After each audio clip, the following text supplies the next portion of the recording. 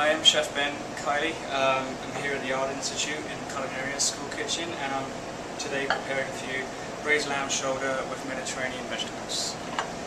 So we've got the lamb shoulder on the board here. I'm just going to start to make it. So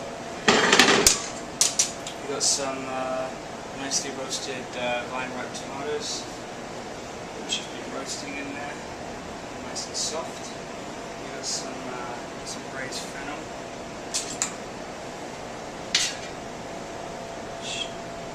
This is the idea of this is basically a family style. Everybody's sitting around the table together. So it's one 4-pound shoulder of lamb, which will feed a lot.